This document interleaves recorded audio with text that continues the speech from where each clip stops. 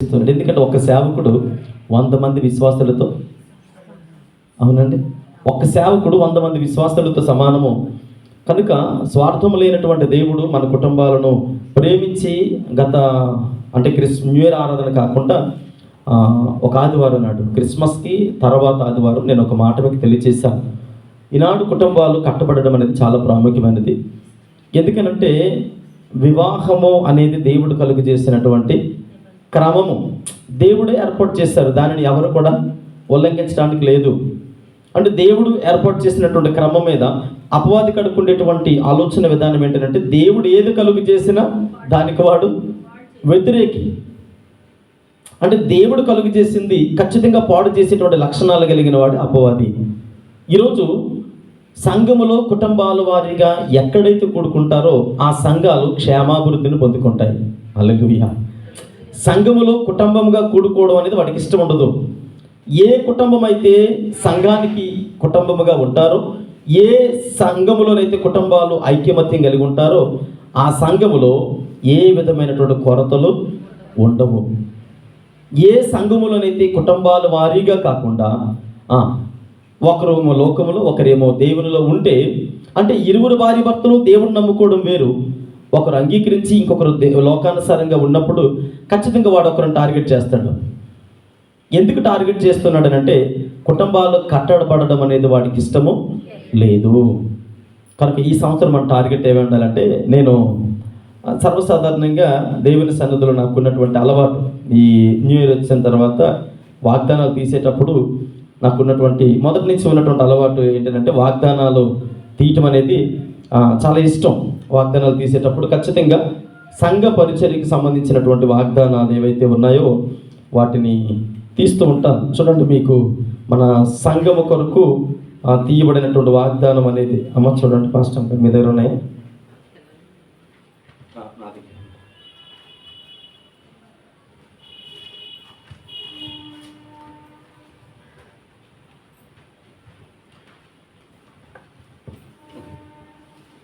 ఇది సంఘము కొరకు చర్చ అండి, అంటే సంఘము కొరకు తీయబడినటువంటి వాగ్దానం. మేబీ ఎంత దూరం నుంచి కనబడుతుందో లేదో కానీ చదివి వినిపిస్తాను, ఒకసారి చూడండి. ఆయన నీ నైవేద్యములన్నిటినీ జ్ఞాపకము చేసుకొనుగాక. కీర్తన 20వ కీర్తన 3వ చరణము.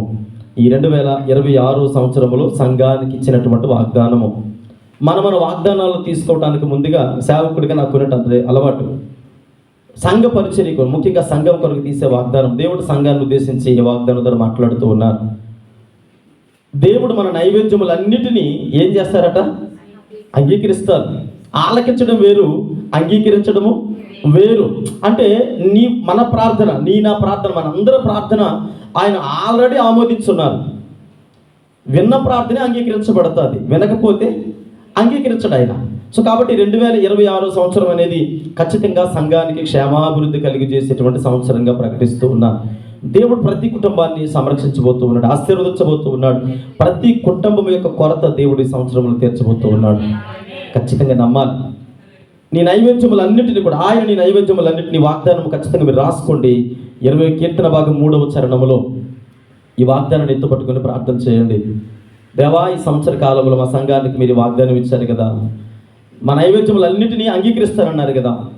ఏ సమయంలో నేను ప్రార్థన చేసినా, ఏ పరిస్థితుల్లో ప్రార్థన చేసినా అంగీకరిస్తానని వాగ్దానం ఇచ్చావు కనుక ఖచ్చితంగా నా కుటుంబం యొక్క స్థితిగతులు మారబోతున్నాయా, నేను నమ్ముతూ ఉన్నాను అని ఎప్పుడైతే మనము బలమైనటువంటి ప్రార్థన వీరులుగా ఉంటామో, దేవుడు ఖచ్చితంగా కోల్పోయినటువంటి ఆ పురాతనమైనటువంటి ఆశీర్వాదాలు మరలా దేవుడు తవ్వివ్వబోతున్నాడు. 2025 సంవత్సరంలో చాలా నష్టాలు జరిగాయి, చాలా అవమానాలు జరిగాయి, చాలా నిందలు, భయంకరమైనటువంటి పరిస్థితుల మధ్యలోకి ప్రతి కుటుంబము, ప్రతి వ్యక్తి వెళ్ళిపోయారు. అయితే నేను అంటాను, ఈ 2026 సంవత్సరము ఆశీర్వాదకరమైనటువంటి సంవత్సరముగా దేవుడు మనకిచ్చారు కనుక దేవుని సన్నిధిలో పెనుగులాడదాం, అడుగుదాం దేవుణ్ణి, అయ్యా ఈ సంవత్సరం నా జీవితంలో ఆశీర్వదిస్తానని వాగ్దానం చేస్తావు కదా, మరి ముఖ్యంగా అంగీకరిస్తానన్నావు కదా. అంగీకరిస్తానని వాగ్దానం ఇచ్చిన దేవుడు ఎన్నడూ కూడా విడిచిపెట్టడు. ఇది నేను నమ్మకముతో దేవుని సన్నిధిలో దేవుని పట్ల విశ్వాసముతో దేవుని సేవకుడిగా నమ్ముతూ ఉన్నాను. కోల్పోయినటువంటి యోబు గారి జీవితాన్ని మనం జ్ఞాపకం చేసుకుంటే 2వ అధ్యాయము 9-10 వచనాలు చదివినప్పుడు యోబు గ్రంథములో మరి యోబు భక్తుల గురించి మనం జ్ఞాపకం చేసుకుంటున్నటువంటి మాటలు. యోబు గ్రంథం 2వ అధ్యాయం 9-10 వచనాలు చదవండమ్మా. అతని భార్య వచ్చి, నీవు ఇంకను యథార్థపరుడుగా వదలక యుందువా, దేవుణ్ణి దూషించి మరణము కమ్మని, అందుకతడు మూర్ఖురాలు మాట్లాడినట్లు మాట్లాడకు, మేలు అనుభవించుతమి, కీడు మనము అనుభవింప తగదా. చాలండి. కోల్పోయినటువంటి ఆశీర్వాదాలు. ఈ శుక్రవారం దేవుని సేవకుడిగా ఒక మాట ప్రకటిస్తూ ఉన్నాను. ఏదైతే 2025 సంవత్సరంలో కోల్పోయారో, దేని కొరకైతే నిరుత్సాహంతో దేవుని సన్నిధిలో ఉన్నారు, దేని కొరకైతే వేదనకరమైన పరిస్థితుల్లో మీ హృదయాలు కుమ్మరించి ఒంటరిగా ఉన్నప్పుడు అయా ఎవరికి చెప్పుకోలేనటువంటి దుఃఖాన్ని దేవుని సన్నిధిలో సలుపుతూ ఆయన పాదముల చేత కుమ్మరిస్తూ మీ కన్నీళ్లు విడిచినటువంటి దినాలు, సందర్భాలు లేకపోలేదు. అయితే నేను అంటాను, కోల్పోయిన దాన్ని దేవుడు తిరిగి ఇవ్వబోతూ ఉన్నాడు. ఈ 2026 సంవత్సరం ఆశీర్వాదకరమైన సంవత్సరంగా దేవుని సేవకుడిగా దేవుడు నాకు ఇచ్చినటువంటి అధికారమును బట్టి ప్రకటిస్తూ ఉన్నాను. ఎందుకనంటే మన దేవుడు విడిచేటువంటి దేవుడు కాదు. తన పిల్లలని భిక్షమెత్తుకునే వారిలో చేయడు ఆయన. ఎప్పుడు కూడా ఎక్కడికైనా వెళ్ళి చేతులు చాపే వారిలో చేయడు ఆయన.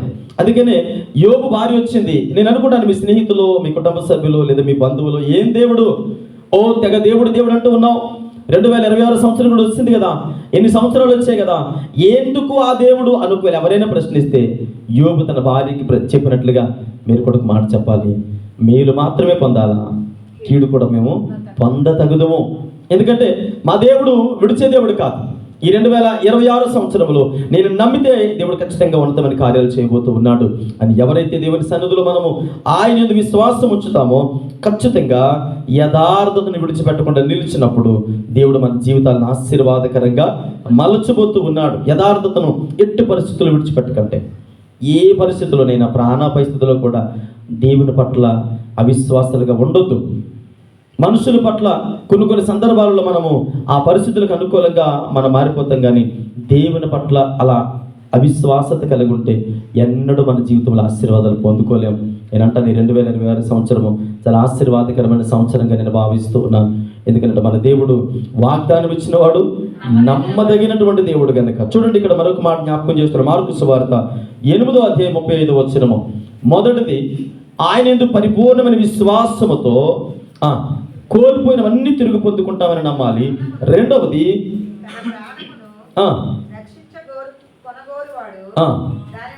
పోగొట్టుకును దేవుని నిమిత్తమును పోగొట్టుకునేవాడు. చాలండి. ఈ మాట అంటున్నందుకు బాధ అనిపిస్తుందేమో. ఒకవేళ సంఘములో సువార్త అనేది చాలా ప్రాముఖ్యమైనది. సువార్త లేనిదే అసలు సంఘ పరిచయం అనేది ఆశీర్వాదకరంగా ఉండదు. యేసుక్రీస్తు ప్రభుల వారు ఒక మాట చెప్పారు. తన 12 మంది శిష్యులని దగ్గరికి పిలిచి 11 మందిని పిలిచారు. యోధా చనిపోయిన తర్వాత ఇంకొక ఆయన్ని ఎన్నుకున్న తర్వాత దగ్గరికి పిలిచి మాట్లాడుతున్నటువంటి సందర్భాలు చూస్తున్నారు. ఆయన 11 మంది శిష్యులతో తర్వాత మిగిలినటువంటి వారందరితో ఆయన అంటారు ఆరోహణమైపోయేటప్పుడు, ఇదిగో నా జనన మరణ పునరుత్థానములను మీరు ఏం చేయాలి? ప్రకటించాలి. అపోస్తలుల కార్యములు ఆయన మూలవాక్యము, అంటే అదొక దేవుని వాగ్దానం. బైబిల్ గ్రంథం అంతటిలో న్యూ టెస్ట్మెంట్లో ఆశీర్వాదకరమైన వచనము 1వ అధ్యాయం 8వ వచనం ఏమంటాడంటే, ఇదిగో నా వలన, అంటే మీరు పరిశుద్ధాత్మ అభిషేకం మీ మీదకి వచ్చిన తర్వాత, మీరు పరిశుద్ధాత్మ శక్తి చేత నింపబడిన తర్వాత గలిలయ, యెరూషలేము, యూదయ, సమరయ దేశం అంతటా భూదిగంతముల వరకు మీరు నాకు సాక్షులై. ఎందుకు సాక్షులుగా ఉండాలి? దేవుని సువార్త ప్రకటించడం అనేది సంఘానికి చాలా అవసరం. సువార్త లేనటువంటి సంఘము జీవము లేనటువంటి వ్యక్తితో సమానం. సువార్త లేకుండా ఓకే మనము విశ్వాసులమే, సంఘములో కట్టబడ్డాం, సో మనము సంపాదించుకున్నటువంటి, మనము గ్యాదర్ చేసిన రూపాయి మనమే తింటే ప్రయోజనం ఏముంది? ఈ మాట అంటే కొద్ది బాధ అనిపిస్తుందేమో. ఏమంటే తింటే ఉదయానికి అరిగిపోద్ది, అదే రూపాయితో ఖర్చు పెట్టి 10 మందికి సువార్త చెబితే ఆ విత్తనం ఏదో ఒక రోజు ఫలిస్తుంది. సువార్త లేనటువంటి సంఘముగా ఉండకూడదు. ఏదో ఒక కోణములో ఏదో ఒక విధంగా, ఏమంటే చనిపోయాడు ఎప్పటికప్పుడు చచ్చిపోతాడు, సువార్తకి వెళ్తేనే చచ్చిపోరు. అక్కడ ఏమని రాస్తున్నారంటే యేసుప్రభువు అంటారు, ఎదుగు తన ప్రాణమును కాపాడుకునేవాడు దాన్ని కోల్పోతాడు. ఎవరైతే నా నిమిత్తము, నా పరిచయ నిమిత్తం నిలబడతారో, నా నిమిత్తం తన ప్రాణమును సైతం కోల్పోతారో వారు ఏం చేయబడతారు? రక్షించబడతారు. నేను కంక్లూజింగ్లో ఒక చిన్న వర్డ్ చెప్తూ, మరణకరమైనటువంటి ప్రార్థన, మరణకరమైనటువంటి పాపము, క్రైస్తవులుగా మనము 2 రకాల పాపాలు నేను మీకు పరిచయం చేస్తాను. ఒక పాపం చేయకూడదు, ఇంకో పాపము చేయాలి. మొదటి యోహాను రాసిన పత్రిక 5వ అధ్యాయము, మొదటి యోహాను రాసిన పత్రిక 5వ అధ్యాయము, ఒకసారి ఆ మాట మీరు జ్ఞాపకం చేసుకోండి. 16-17 వచనాలు. తన సహోదరుడు మరణకరము కాని పాపము చేయగా ఎవడైనను చూచిన ఎడల అతనిని వేడుకొనడు. అతనిని బట్టి దేవుడు మరణకరము కాని పాపము జీవము దయచేయును, మరణకరమైన పాపము కలదు. ఆ మొదటి 16 వచనంలో చదువుతున్న ఒకసారి గమనించండి అమ్మా, ఒకసారి చూడండి, నేను చదువుతాను. తన సహోదరుడు మరణము కాని పాపము చేయగా ఎవడైనా చూచిన ఎడల అతడు వేడుకొనను. అతనును బట్టి దేవుడు మరణకరము కాని పాపము చేసిన వారికి ఏ పాపం చేయాలి అంటే, పాస్టర్ గారు తప్పుడు బోధిస్తూ ఉన్నారు. మరణకరము కాని పాపం అంటే క్రైస్తవులు అనేవారు పాపము చేయకూడదు, కానీ మరి పాస్టర్ గారు ఏం బోధిస్తూ ఉన్నారు? పాపం చేయమంటున్నారు కదా. ఏ పాపం చేయాలి? మరణకరం కాని పాపం చేసిన వారు బైబిల్లో ఎవరున్నారు? మరణకరం కాని పాపం చేసిన వారు. నిన్న నేను కంక్లూజింగ్లో, ఎండింగ్లో అంటే వాక్యం కంక్లూజింగ్కి వచ్చినప్పుడు నేను కొంతమంది పేర్లు తెలియజేశాను. సింహాల గుహలోకి వెళ్ళాడు, అగ్ని గంధకాల్లోకి వెళ్ళాడు. అంటే నిజానికి తను ఏ పాపం చేశాడు?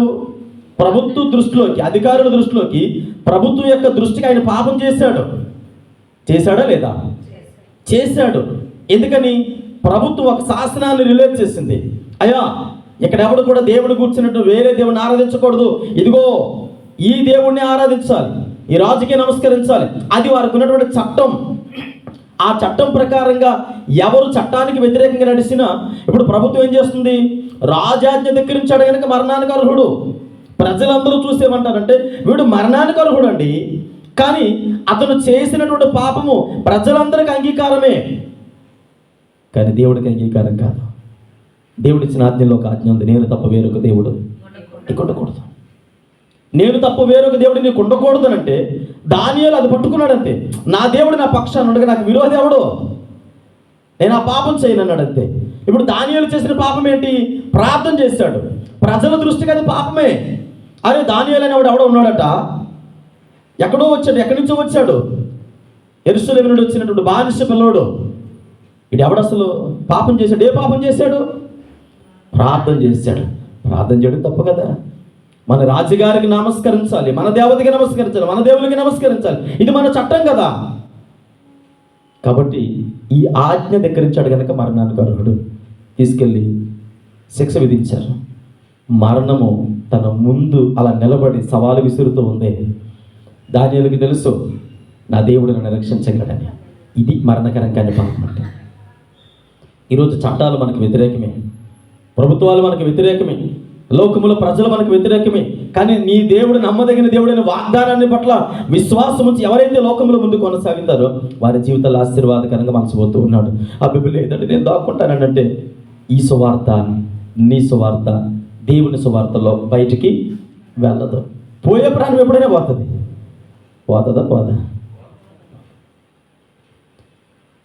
ఆశీర్వాదకరమైన స్థలాన్ని వదిలిపెట్టేసి ఎరుకో అనేటువంటి దొంగల గుహ, శాపభరితమైన ప్రదేశానికి ఒక ఆయన వెళ్ళిపోతూ ఉన్నాడు. ఇదే ప్రదేశము దేవుని మందిరము, ఆశీర్వాదకరమైనటువంటి యెరూషలేము నుండి ఎరుకోకి వెళ్ళిపోతున్నాడు. ఎరుకో అనగా శపితమైన పట్టణము. ఈరోజు మన భక్తి జీవితం ఎలా ఉందని అంటే, చాలా సంఘాలలో దేవుని మందిరాన్ని వదిలిపెట్టేసి శాపభరితమైన ఎరుకోలకి వెళ్ళిపోతున్నారు. ఎందుకో తెలుసు? దాక్కోవడానికి. యోనా గారు అదే చేస్తారు. నేను వెళ్ళనయ్యా, వాళ్ళు మంచోళ్ళు కాదు, చంపేస్తారు. దేవుడు అన్నాడు, లేదు నువ్వు వెళ్ళాలి. ఈరోజు సంఘములో ఒకటి దేవుని పట్ల అమితమైనటువంటి విశ్వాసం ఉంచాలి. పోగొట్టుకున్న ఆశీర్వాదాలు దేవుడు ఇవ్వబోతూ ఉన్నాడు. రెండవది సంఘములో సువార్త చాలా ప్రాముఖ్యమైనది. ఎవడో ఒక మాట నేను చెప్తాను. ఇక్కడ చాలామంది కోడళ్ళ స్థాయి నుంచి ఇంకా అత్త స్థాయిలోకి వచ్చాడని రెడీగా ఉన్నారు లేదా? మీ అత్తగారు మీకు నేర్పించినటువంటి చిట్కాలు ఏవైతే ఉన్నాయో, అమ్మా ఇది పుట్టింటి నుంచి వచ్చావు కదా, ప్రారంభ దశ, మిడిల్ దశ, ఎండింగ్ దశ, ఈ 3 దశలలో మీ అత్తగారు మీ దగ్గర ప్రవర్తించినటువంటి విధానం ఎలా ఉంటుంది? మొదటిలో ఎలా ఉంటుంది మీకు? ఏంటి ఇప్పుడు ప్రతిదీ కండిషన్లో పెడుతూ ఉంది, మా అమ్మ ఇప్పుడు అలా చెప్పలేదే. కొద్ది కాలం ఒక 10 సంవత్సరాలు గడిచేటప్పుడు మీ అత్తగారిని చూసినప్పుడు ఎలా ఉంటుంది? మీరే అత్త అవుతారు, ఆవిడే కోడలు అవుతుంది. ఇంకొంచెం కాలం వెళ్ళేటప్పుడు ఎలా ఉంటుంది? అసలు మీ దగ్గర ఆవిడ ఏమీ మాట్లాడతాం. అంటే మీరు నేర్చుకున్నటువంటి విషయాలు ఏవైతే ఉన్నాయో మీరు ఏం చేస్తారంటే మీ కోడల దగ్గర ప్రదర్శించరు, ఖచ్చితంగా ప్రదర్శన. మేము అక్కడ నేర్చుకున్నాం కాబట్టి ఇక్కడ ఇప్పుడు చూడండి, మీరు తప్పు చేయడానికి ఇష్టపడరు. ఎందుకు ఇష్టపడరు తెలుసా? మీ స్థాయి అనేది ఒక మెట్టు పెరిగింది కనుక. మీరెవరు? అత్త స్థాయిలో ఉన్నారు కనుక, తల్లి స్థాయిలో ఉన్నారు కనుక. మీ కుమార్తెని వేరే ఇంటికి ఇచ్చి వివాహం చేసినా, వేరే కుమార్తె మీ ఇంటికి వచ్చినా, మీరు కోడలుగా ఉన్నప్పుడు అరే ఏంటి టార్చర్ నాకు అని కొంచెం అడపదడప రాంగ్ స్టెప్లు వేయొచ్చేమో. కానీ ఒక స్థానానికి వచ్చిన తర్వాత మీ అడుగులు తప్పటడుగులా ఉండవు. ఎలా ఉంటాయంటే క్రమముగా వేస్తూ 10 మందికి మాదిరికరంగా ఉంటారు. అమ్మా అలా చేయకూడదురా అంటారు. ఒకప్పుడు మీరు ఎవరు చెప్పారు మీకు? అంటే సంఘములో మనం వాక్యాన్ని వింటున్నప్పుడు లోకంలోనికి వెళ్ళి సువార్త ప్రకటించే వారి స్థితిగతి ఒక ఉన్నతమైనటువంటి ఉందా స్థాయిలో ప్రవర్తిస్తారు. సంఘములో ఉన్నంత కాలము కోడళ్ళే.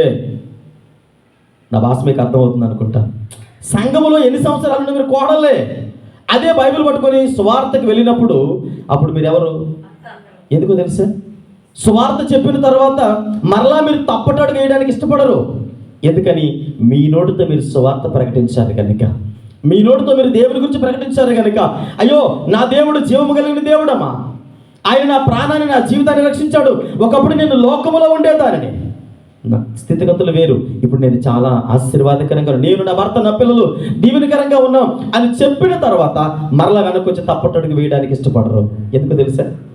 మీరు ప్రకటించారు కనుక సంఘములో సువార్త అనేది చాలా ప్రాముఖ్యమైనది. ఒకటి, అమితమైనటువంటి నమ్మకము, విశ్వాసము దేవుని మీద ఉండాలి యథార్థంగా. రెండవది, సువార్త ప్రకటించేటువంటి బిడ్డలుగా ఉండాలి. మన ప్రాణాల గురించి ఆలోచిస్తే ఆ ప్రాణం ఏదో ఒక రోజు పోతుంది. కనుక మరొక మాట మనం జ్ఞాపకం చేసుకుంటాం. లూకా సువార్త 15వ అధ్యాయం 8వ వచనం చదివితే, లూకా సువార్త 15వ అధ్యాయము 8వ వచనం, ఏ స్త్రీకైనను ఉండగా పోగొట్టుకుంటే వెలిగించి ఇల్లు ఊడ్చి దొరుకు వరకు జాగ్రత్తగా వెతకదా, చీపురుతో ఏం చేస్తుందట? తుడుస్తుందట. అంటే చీపురుతో తుడవడం అనేది శుద్ధీకరణకు సాదృశ్యము. సంఘములో ఖచ్చితంగా ఈ ప్రాముఖ్యమైనటువంటి అంశాన్ని మనం జ్ఞాపకం చేసుకోవాలి. 2025 వరకు మన స్థితిగతులు వేరు, మన భక్తి జీవితం వేరు, మన బ్రతుకు వేరు. నేనంటాను 2026 సంవత్సరము నీ నైవేద్యములను దేవుడు అంగీకరించబోతూ ఉన్నాడు. దైవజనుడైనటువంటి మోసే దేవుని యొక్క ఆ స్వారూప్యాన్ని, అక్కడేదో పథకాలతో ఉంది, చాలా విచిత్రంగా ఉంది అనుకొని మోసే తన మందును విడిచి దేవుని దగ్గరికి వచ్చాడట. అంటే ఆ పొద దగ్గరికి వెళ్ళేటప్పటికి దేవుడు అన్నాడు, మోసే అక్కడ ఆగు అనగానే, ఎవరు నాతో మాట్లాడుతున్నారని, నువ్వు ఆగు అక్కడ ఆగు అనగానే నేను అనుకుంటాను, ఎవరయ్యా మీరు నన్ను ఆగమంటున్నారు? మీరెవరు నాకు కనబడలేదు కదా అని మోసి అడుగుంటాడు. దేవుడు ఏమన్నాడు తెలుసా? నీ చెప్పులు అక్కడ వదిలిపెట్టు. చెప్పులతో ఇంట్లోకి వచ్చేస్తే వెంటనే ఏమంటాను తెలుసా? ఒరే శుద్ధి శుభ్రం లేకుండా తొక్కుకొచ్చేస్తున్నావు. అంటే శుద్ధి అనేది దేనికి సాదృశ్యము? హృదయ శుద్ధి. ఈ హృదయములో పరిశుభ్రత లేకుండా దేవుని వాక్యమైనటువంటి ఆ క్రమములో మనం నడుస్తూ ఉన్నాము కనుక. మూడవది, ప్రతి కుటుంబములో మరి ముఖ్యంగా సంఘములో శుద్ధీకరణ అనేది చాలా ప్రాముఖ్యమైనది. శుద్ధి అనేది లేకపోతే ఏ వ్యక్తి జీవితంలో ఏ నైవేద్యం సమర్పించినా దేవుడు అంగీకరించడం. ఎగ్జాంపుల్ మీకు అందరికీ అర్థమయ్యే భాషలో చెప్తాను. సుంకరి పరిచయుడు దేవుని సన్నిధికి వచ్చారు. ఇద్దరు నైవేద్యాలు తీసుకొచ్చారు, ప్రార్థన నైవేద్యం తీసుకొచ్చి ప్రార్థన చేస్తే హృదయశుద్ధి కలిగిన వాడు ప్రార్థన దేవుడు అంగీకరించాడు. హృదయశుద్ధి లేని వాడికి అయ్యా నువ్వు అక్కడుండు, నీ ప్రార్థన నాకు అవసరం లేదన్నాడు. ఇంకా మనకు అర్థమయ్యే భాషలోకి పాత నిబంధన కాలంలోకి వచ్చేటప్పటికి కయ్యనని దేవుడు చూసి అన్నాడు, నాకు వద్దురా నాయన, నాకు వెక్కసంగా ఉంది, ఆయాసకరంగా ఉంది, నీ నైవేద్యాలు నాకు అవసరం లేదు. అంటే ఇటు కానుకల విషయానికి వచ్చినా, అటు ప్రార్థన జీవితాన్ని విషయానికి వచ్చినా శుద్ధీకరణ లేకుండా దేవుడు అంగీకరించడు. ఇంకొక మాట చెప్తా, యాకోబు యాషావు జీవితానికి వచ్చేటప్పటికి దేవుడు అంటాడు, నేను యాషావును తృణీకరించి యాకోబుని అంగీకరించాను. ఎందుకు దేవుడు అలా చేస్తాడంటే వారిరువురిలో ఎవరు దేవుడికి శుద్ధమైనటువంటి మనస్సు కలిగి ఉన్నారో ఈరోజు మనందరం జ్ఞాపకం చేసుకోవాలి. దైవజనుడైనటువంటి, నేను దైవజనుడే అంటాను, యోబు భక్తుడి గురించి ఆలోచన చేస్తే ఆ మోసే గారు రాసేటప్పుడు ఏమంటాడంటే, ఊజు దేశములో యథార్థపరుడును నీతిమంతుడును ప్రార్థన కలిగినవాడు న్యాయం కలిగినటువంటి యోబు అనే వ్యక్తి ఉన్నాడు, ధనవంతుడు ఉన్నాడు. అతడు తన పిల్లల విషయంలో ఉదయ సాయంత్రకాల సమయంలో ఏ సందర్భంలోనైనా హృదయములోనైనా పాపం చేస్తారేమోనని శుద్ధీకరణ చేస్తూ ఉన్నాడట. ఈ 2026లో మన కుటుంబాలకు ఒకటి నేర్పించండి. ఉదయం మొదలుకొని సాయంత్రం వరకు ఈ పనులకు వెళ్తారు. ఉదయం లేచిన తర్వాత జనరల్గా ప్రార్థన చేసుకుంటాం, కానీ సాయంత్రం ఇంటికి వచ్చిన తర్వాత ఒక మాట, కుటుంబం అంతా కలిసి ఒక దగ్గర కూర్చొని హృదయ శుద్ధి అనేది చాలా ప్రాముఖ్యమైనది. ఈ దినము ఏవేవి చూసావో, ఎక్కడెక్కడికి వెళ్ళారో, ఏవేవి మాట్లాడుకున్నామో, కుటుంబం అంతా కలిసి దేవుని పాదముల చెంత గోజాడుతాం. మన జీవితంలో మాట ద్వారా, చూపు ద్వారా, నడవడిక ద్వారా ఏమో దేవునికి ఆయాసకరంగా ఏ సమయంలోనైనా బ్రతికామేమో. పిల్లలు బయటికి వెళ్ళిన తర్వాత మరలా అలా వస్తారని గ్యారెంటీ ఇవ్వలేము. భర్త బయటికి వెళ్ళిన తర్వాత మరలా అలా శ్రేష్టంగా వస్తాడని గ్యారెంటీ ఇవ్వలేము. లేదు, స్త్రీ తల్లులుగా మీరు బయటికి వెళ్ళిన తర్వాత ఏవైనా మన కంటబడినప్పుడు అంటే దేవుడు అంటూ ఉన్నాడు, ఏవైనా కావచ్చు. హృదయ శుద్ధి అనేది చాలా ప్రాముఖ్యమైనది. ఒక స్త్రీ తన చీపురు పట్టుకొని 10 నాణాలు ఉన్నాయట, అంటే 10 నాణాలు 9 ఉన్నాయి, ఒకటి పడిపోయింది. కానీ దాని కొరకి ఎందుకు? నేనంటే నీ కుమారుడు బయటికి వెళ్ళి వస్తూ ఉన్నాడు కదా, నీ కుమార్తె బయటికి వెళ్ళి వస్తూ ఉంది కదా, మిగిలిన పిల్లలు ఇంటి దగ్గర ఉన్నారు, మిగిలిన కుటుంబం అంతా ఇంటి దగ్గర ఉంది. నేనంటాను, తల్లి గారి ఇంటి దగ్గర ఉన్నావు, బిడ్డల కొరకు భర్త కొరకు మోకరించి గంటలు తరబడి అయ్యా టిఫిన్ చేసిన వెంటనే కాసేపు ప్రార్థన చేస్తూ వాక్యం చదువుకొని నీ ప్రార్థన, నీ భక్తి బాగానే ఉంది, 9 నాణాలు వలే. మరి నీ పిల్లలు పోయినటువంటి బయటికి వెళ్ళినటువంటి ఆ ఒక్క నాణాన్ని ఏం చేయాలి? ఊడవాలి, బాగా శుభ్రం చేయాలి. మొదట్లో కొద్దిగా చికాకు ఉంటుంది, ఇబ్బందికరంగా ఉంటుంది, కష్టమే. అంటే ఇజ్రాయేల్ ప్రజలకు రాజుగా ఉన్నటువంటి సొలొమోనుకి అవ్వలేదు. సొలొమోను అంతటి జ్ఞానే తన కుటుంబాన్ని కట్టుకోవడానికి 13 సంవత్సరాలు పట్టింది. 13 సంవత్సరాలు. దేవుని మందిరాన్ని ఈజీగా 7 సంవత్సరాలు కట్టేశాడట. చాలా సులువుగా 7 సంవత్సరాలు కట్టేశాడు. ఏమండి, చర్చి కట్టడం సులువు అండి, కానీ కుటుంబాన్ని కట్టుకోవడం చాలా కష్టం.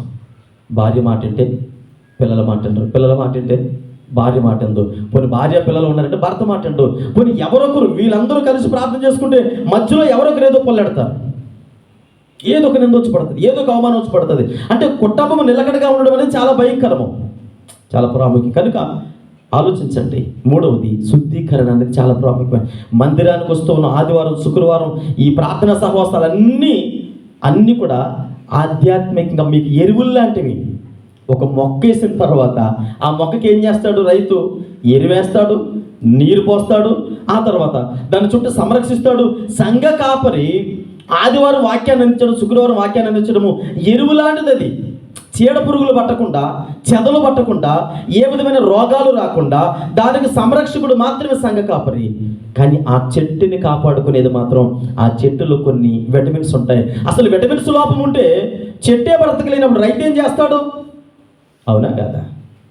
భూమిలో సారవంతం లేనప్పుడు, ఆ చెట్టుకు బలము లేనప్పుడు, దానికి తగినటువంటి విటమిన్స్ లేనప్పుడు, ఆ లవణాలు లేనప్పుడు ఏ విధమైనటువంటి రైతు తీసుకొచ్చి అన్ని తీసుకొచ్చాడు, అన్ని రకాల పిండి వేస్తాడు. ఎన్ని రకాల పిండిలు వేసినా చెట్టులో సారం లేదు, చెట్టులో సరైనటువంటి లవణాలు లేవు, ఆ భూమిలో సారవంతమైనటువంటి బలము లేదు. కానీ ఆ చెట్టుకి ఎంత ఎరువేస్తే ప్రయోజనం ఏముంది? ఎంత బలమైన వాక్యం చెప్పిన సేవకుడు మొట్టమొదటిగా మన కుటుంబాలు, మన వ్యక్తిగత జీవితాలు బలంగా కట్టబడాలి. ఈ శుద్ధీకరణ చాలా ప్రాముఖ్యమైనది.